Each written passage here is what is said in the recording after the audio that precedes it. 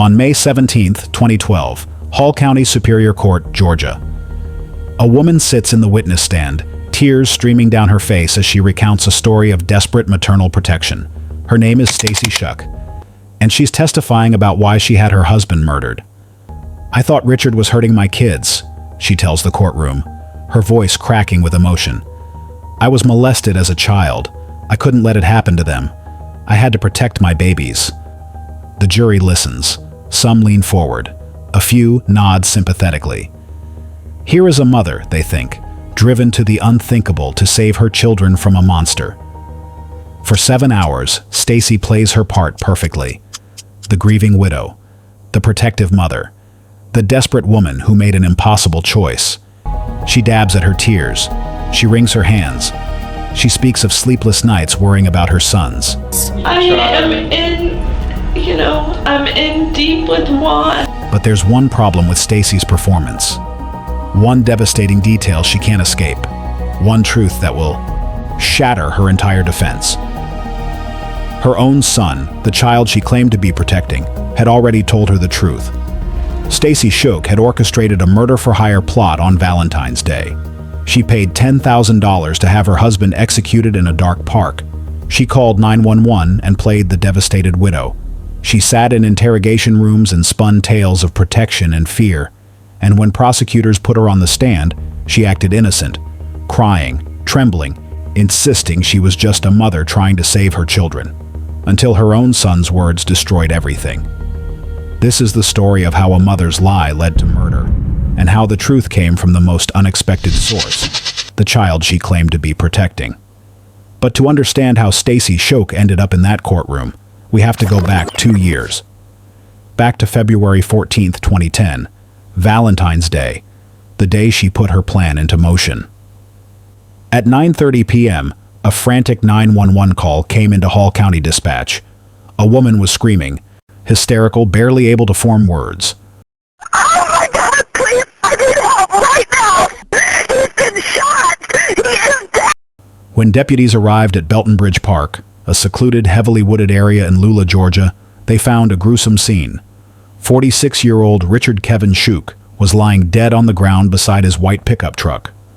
The driver's side door was open. The engine was still running. The headlights cut through the darkness. Richard had been shot 6 times at close range. 3 bullets to the chest, 2 bullets to the face, 1 through his right hand, likely raised in a desperate attempt to shield himself as he faced his killer. His wallet was still in his pocket, containing cash and credit cards. His wedding ring remained on his finger. His watch was still on his wrist. Nothing had been taken. This wasn't a robbery. This was an execution. And the woman who called 911, the woman sobbing in her car behind Richard's truck, was Stacy Shuck, his wife of 3 years, the woman who, investigators would soon discover, had paid to have him killed. When deputies arrived, they found Stacy in her car, parked behind Richard's truck. She was crying, shaking, playing the part of a devastated wife who had just stumbled upon her husband's murder. "I don't understand," she told officers through sobs. "Who would do this? Richard was such a good man. Everyone loved him." But investigators noticed something odd. Stacy's demeanor seemed rehearsed. Her tears felt performative, and her story had inconsistencies.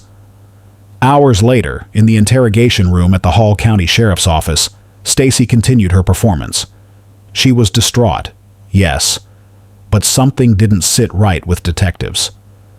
She was going through the motions of what a grieving widow should do, one investigator later recalled, but it felt like an act, like she was playing a role. Stacy explained that she had been caring for her elderly grandmother that evening, as she often did. Richard had cooked Valentine's Day dinner for Stacy's grandparents. After dinner, Richard was supposed to drive separately to Belton Bridge Park, where Stacy would meet him to exchange Valentine's Day cards. It was supposed to be romantic, a quiet moment alone in a spot they'd discovered while motorcycling together. But Richard never got to exchange those cards. Instead, he was ambushed in the darkness, shot 6 times, left to die while his truck idled beside him. Stacy seemed distraught. She answered questions, She cried at all the right moments, and then she revealed something that immediately raised red flags. The affair had been going on for at least 6 months. Juan Reyes was a surgical assistant at Georgia Spine and Neurosurgery Center, the same medical practice where Stacy worked as an administrator. Despite having no medical credentials, Stacy had hired Juan and given him the position. But the affair was more than just romantic. Stacy was funding Juan's entire lifestyle. She paid for his truck, his cell phone. She'd rented a luxury apartment where they would meet for secret encounters. Juan even lived with his ex-wife and children in a house that Stacy owned. She was his landlord, his employer, his benefactor, and his mistress. And here's the critical detail. Stacy had told Juan about her plans to meet Richard at Belton Bridge Park on Valentine's Day. Juan Reyes immediately became suspect number 1. Detectives brought him in for questioning the next day, but Reyes denied everything. He claimed he'd been home with his ex-wife all evening, eating dinner and going to bed by 10:30 p.m. Yesterday and last night. Sunday, me, the girlfriend, and my 7-year-old son, Anthony, we took him to the movies. About 5 o'clock, me and my son, Anthony, went up to Blockbuster. What time did you guys eat dinner? We ate dinner about, I want to say about 7:30. And by 10:30, I was in bed. His ex-wife confirmed his alibi. When detectives asked him to take a polygraph test, the results were inconclusive, but not indicative of guilt. Juan Reyes's alibi was solid. He wasn't involved. So investigators turned their attention back to the evidence, back to those tire tracks at Belton Bridge Park. 3 sets of tracks, one from Richard's truck, one from Stacy's car, and one from an unknown vehicle, a vehicle that had been there before Richard arrived. Richard's truck went over the tire tracks of the person who was already at the scene. Someone had arrived early, parked in the darkness, and waited for Richard Schuch to arrive. This wasn't random. This was planned. But by whom? While investigators worked to solve the mystery of who killed Richard Schuch, his family was left to mourn a man who didn't deserve to die. Richard Kevin Schuch was born in 1963 in Columbus, Georgia. He graduated from Auburn University with a degree in art and worked as a graphic designer.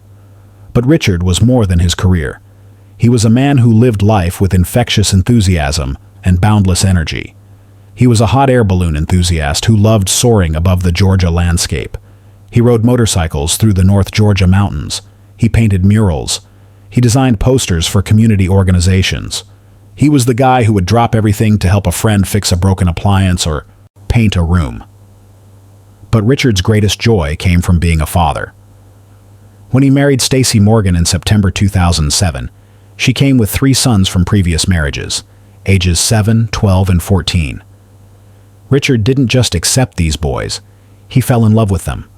He legally adopted Stacy's 2 youngest sons, giving them his last name and all the rights of biological children.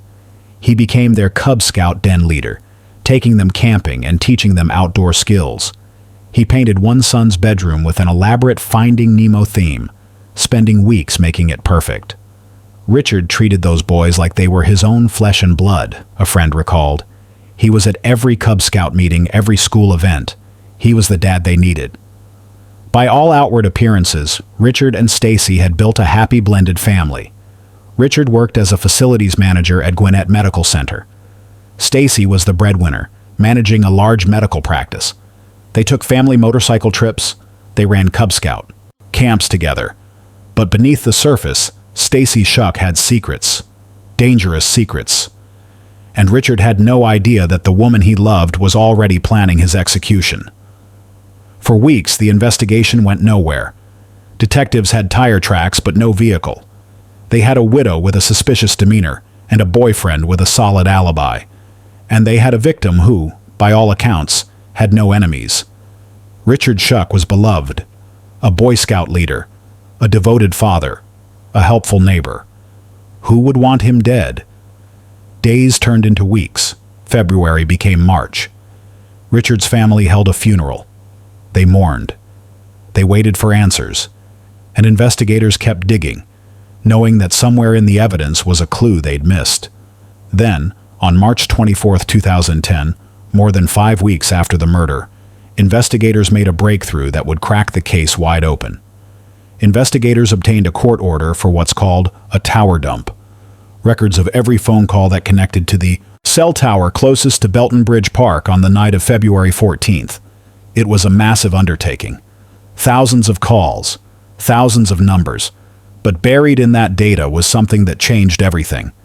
At 8:40 p.m. on Valentine's Day, right around the time Richard was murdered, a phone registered in the name of Reginald Coleman had pinged off that tower. Reginald Coleman, a 32-year-old personal trainer from Atlanta who went by the nickname Mr. Results. Coleman had a violent criminal history, armed robbery, assault, and his number was saved in Stacy Shouk's phone as a contact. When investigators saw that name, they knew they were onto something. But the question was, how did Stacy know Reginald Coleman? And why was he at that park the night Richard was killed? The cell records revealed even more. At 8:40 p.m., Coleman called another number, a woman named Lenitra Ross, and Lenitra Ross also appeared in Stacy Shouk's phone contacts. Lenitra McHale Ross, a 27-year-old medical assistant and billing coder who worked at the exact same medical practice as Stacy, Georgia Spine and Neurosurgery Center. The pieces started falling into place. Stacy knew Lenitra from work. Lenitra's boyfriend was Reginald Coleman, and Coleman was at the murder scene. This wasn't a random killing. This was a conspiracy. But the most damning evidence came in the form of a single text message. At 8:43 p.m. on Valentine's Day, just 3 minutes after Coleman called Lenitra Ross, Lenitra sent a text message to Stacy Shouk. "Forgot to tell you I'm coming in late tomorrow. By the way, happy Valentine's Day." That text was the smoking gun. Happy Valentine's Day wasn't a greeting. It was a code. It was Lenitra telling Stacy that Richard was dead, that the job was done, and that Stacy could now drive to the park and discover his body. Investigators began following the money, and what they found was staggering. In the weeks leading up to Valentine's Day, large sums of money had moved from Stacy Shouk's bank accounts to Lenitra Ross's accounts. On February 4th, 10 days before the murder, Stacy transferred $8,900 to Ross. Then, on February 12th, just 2 days before Richard's death, Stacy transferred another $1,100. The total, exactly $10,000. $10,000. That was the price of Richard Shouk's life. Stacy had paid $10,000 to have her husband murdered. But money wasn't the only payment. Remember those mysterious tire tracks at the crime scene? Investigators traced them to a 2009 Chevrolet Impala, a car owned by Stacy's grandparents. And that Impala, it was now parked outside Lenitra Ross's apartment. The tire treads were a perfect match. That Impala had been at Belton Bridge Park the night Richard was killed, and Stacy had given it to Coleman as part of his payment. Stacy had also promised Coleman and Ross a house, a rental property she owned. The same house where her lover, Juan Reyes, had been living with his ex-wife. By June 2010, investigators had built an ironclad case. Stacy Shouk had orchestrated a murder-for-hire plot. Lenitra Ross had served as the middleman, and Reginald Coleman had pulled the trigger. On June 10, 2010, nearly 4 months after Richard's murder, all 3 suspects were arrested and charged with malice murder. With her back against the wall and facing the death penalty, Stacy Shouk finally broke, and what she told investigators would become the foundation of her defense. A defense that would rely on her own children, a defense that would ultimately be destroyed by the truth. Sitting in an interrogation room, Stacy began to cry. Real tears this time, or so it seemed. "I thought Richard was hurting my kids," she told detectives, her voice breaking. "I thought he was molesting them. I was molested as a child. I couldn't let it happen to my babies." Convinced that my kids were being harmed. You don't know what he does to me when you're not here. According to Stacy, she had confided her fears to her coworker, Lenitra Ross, and Lenitra had a solution. And I told her then that I didn't want police, I didn't want a divorce, I just wanted him dead if somebody was molesting my kids.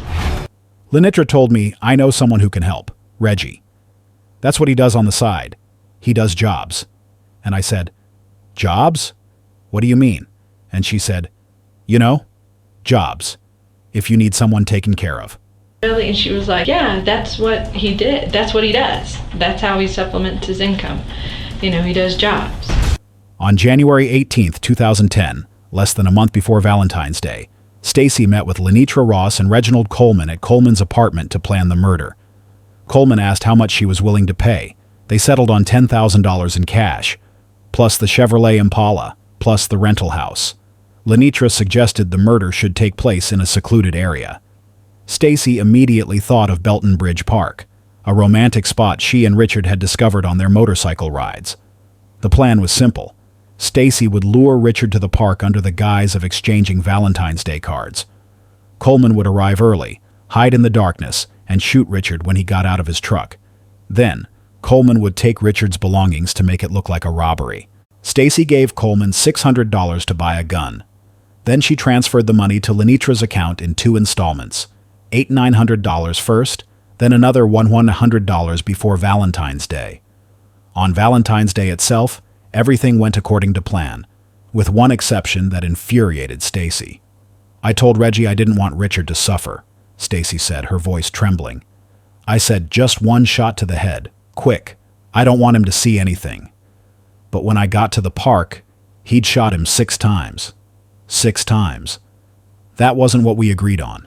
It was supposed to be one shot to the head. I said, if you're gonna I don't want him to suffer. I don't want him to see anything, you know. Stacy was also angry that Coleman hadn't taken Richard's wallet, watch, or wedding ring, meaning it didn't look like a robbery at all. She wasn't upset that her husband was dead. She was upset that the murder didn't go according to her plan. That tells you everything you need to know about Stacy Shuck. In the months following her arrest, Stacy Shuck built her entire defense around one claim. She was a mother protecting her children from a predator. She told anyone who would listen that she believed Richard was molesting her sons, that she had no choice, that she was desperate, that she was driven to the unthinkable by maternal instinct. She told this story to investigators. She told it to prosecutors. She told it to Richard's family members who visited her in jail, and eventually she would tell it in court. But there was one massive problem with Stacy's story. It wasn't true, and the person who would prove it was the very child she claimed to be protecting.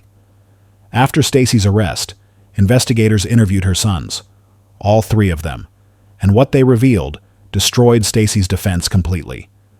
Richard had never abused them, not once, not ever. He had been a loving, devoted father who treated them like his own flesh and blood. He painted their bedrooms. He took them camping. He taught them how to ride bikes. He led their Cub Scout troop. He was there for every school event, every sports game, every moment that mattered.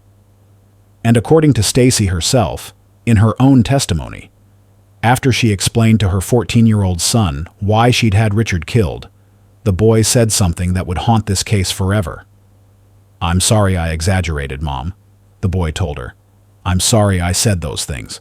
I blew it out of proportion." He said no. He said, I'm sorry I exaggerated. I'm sorry that I said those things. I blew things out of proportion, Mom. He was apologizing to her, a child, carrying the weight of guilt, thinking somehow he was responsible for his stepfather's murder. But he had nothing to apologize for. Richard Shuck had never touched him, never hurt him, never done anything except love him unconditionally. The truth was devastating. Richard Shuck had been executed over a lie that may have originated from a misunderstanding, a child's innocent confusion, or Stacy's own paranoia. But whatever the source, Richard had paid the ultimate price. Those boys loved Richard, and now he was gone. And their mother, the woman who was supposed to protect them, had used them as an excuse for murder. But investigators suspected there was more to the story. Because the child abuse claim wasn't the only motive Stacy gave for murdering Richard, she told different stories to different people. Richard Shuck had a life insurance policy worth $700,000, and Stacy was the sole beneficiary. That's a powerful motive for murder. When Richard's sister visited Stacy in jail before the trial, Stacy revealed yet another reason. She claimed she was afraid that if she divorced Richard, he might get custody of the boys because he'd legally adopted them. She wanted out of the marriage, but she wanted complete control over her children, and she saw murder as the only solution. So which was it? Protecting her children from abuse? The $700,000 insurance payout? Fear of losing custody in a divorce? Stacy Shuck told different stories to different people. The truth is, she simply wanted Richard dead. Maybe it was the money. Maybe it was control. Maybe it was the affair with Juan Reyes. Maybe it was all of it combined. But whatever her true motive was, she was willing to say anything, even weaponize her own children, to justify what she'd done. By May 2012, more than 2 years after Richard's murder, Stacy Shuck, Lenitra Ross, and Reginald Coleman were all facing murder charges and the possibility of the death penalty. But prosecutors had a problem. They needed Stacy's testimony to convict Ross and Coleman. She was the one who had orchestrated everything. She was the one who could tell the jury exactly how the conspiracy unfolded. So prosecutors made a deal. If Stacy testified truthfully against Lenitra Ross and Reginald Coleman, they would take the death penalty off the table. She would face life in prison, but she wouldn't be executed. Stacy agreed. On May 17, 2012, Lenitra Ross went to trial for the murder of Richard Shuck. And the state's star witness, the woman who would sit on that stand and tell the entire story, was the mastermind herself. Stacy Shuck. For 7 hours, Stacy Shuck sat on the witness stand, and for 7 hours, she performed. She cried.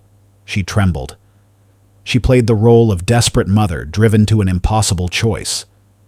She recounted every detail of the conspiracy, how she'd met with Ross and Coleman in January to plan the murder, how she'd transferred $10,000 to Lenitra's account, how she'd given Coleman her grandparents' car, how she'd lured Richard to Belton Bridge Park with the promise of exchanging Valentine's Day cards. She described the coded text message, "Happy Valentine's Day," that told her the murder was complete. She explained how she'd driven to the park, found Richard's body, and called 911, playing the devastated widow.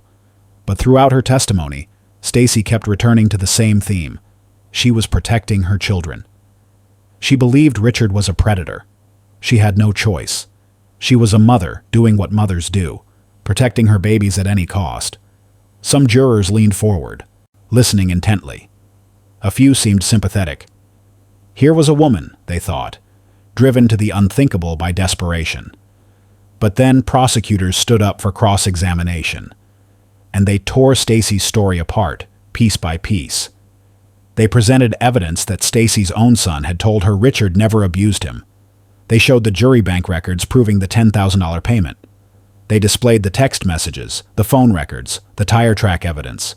They revealed the $700,000 life insurance policy. They exposed the affair with Juan Reyes. This wasn't about protection, prosecutors argued. This was about money, control, freedom. This was about a woman who wanted her husband dead and was willing to use her children as an excuse. And then came the most damning evidence of all. Stacy's own testimony, her own words, revealed what her son had told her after Richard's murder. The boy had apologized to her. A 14-year-old child, carrying the weight of guilt, thinking somehow his words, innocent, misunderstood, or completely fabricated by his mother, had led to his stepfather's execution. But Richard had never touched him, never hurt him. The abuse claim was a lie, and Stacy knew it was a lie, because her own son had told her so. The jury saw through Stacy's performance. They saw a manipulator, a liar, a woman who had orchestrated a cold-blooded murder and then used her children to justify it. On August 24, 2012, after days of testimony and deliberation, the jury returned with a verdict: guilty. Lenitra Ross was found guilty of malice murder. She was sentenced to life in prison without the possibility of parole. In November 2012, Reginald Coleman, the triggerman who had fired 6 bullets into Richard Shuck's body, pleaded guilty to malice murder rather than face trial. He too was sentenced to life without parole. And on December 5, 2012, it was finally Stacy Shouk's turn to face justice. She stood before the judge and pleaded guilty to malice murder, sparing herself a trial but not escaping punishment. The judge sentenced her to life in prison without the possibility of parole. Stacy Shouk had played the grieving widow. She'd played the desperate mother. She'd played the victim. But in the end, her own son's words had destroyed her lies. And now she would spend the rest of her life behind bars. 3 conspirators, 3 life sentences. But for Richard Shouk's family, justice felt hollow. Richard's sister spoke to reporters after the sentencing. "We were relieved," she said. "But it doesn't bring Richard back. Nothing will ever bring him back. She took him from us over nothing. A lie. Greed. Control. Whatever her reason was, it wasn't worth his life." But the true victims of this case weren't just Richard's family. They were the 3 boys Richard had loved as his own. The boys Stacy claimed she was protecting. Richard's 3 sons lost everything. They lost their father to murder. They lost their mother to prison. And they lost the truth about who Richard really was, replaced by a false narrative of abuse that never happened. One of Richard's nieces later reflected on the tragedy. "Those boys will grow up knowing their mother killed their father. They'll know she used them as an excuse. That's a burden no child should ever have to carry." The boys were placed with family members after Stacy's incarceration. They would grow up without the man who painted their bedrooms, took them camping, and loved them unconditionally. And they would grow up knowing that their mother, the person who should have protected them, had weaponized them to justify murder. Today, more than a decade later, the consequences of Stacy Shouk's lies continue to echo. Belton Bridge Park remains open to the public. The spot where Richard Shouk was executed on Valentine's Day has no marker, no memorial, just trees and dirt and the memories of what happened there. Stacy Morgan Shouk is incarcerated at Pulaski State Prison in Hawkinsville, Georgia. She is 52 years old. She will spend the rest of her life behind bars, never eligible for parole. Lenitra Ross and Reginald Coleman are also serving life sentences in Georgia state prisons. None of them will ever walk free. The monster in this story wasn't the man accused of abuse. It was the mother who weaponized her children to justify murder. Richard's legacy lives on in the memories of those who loved him, and in the truth that finally came to light. A truth spoken by the very child Stacy claimed to be protecting.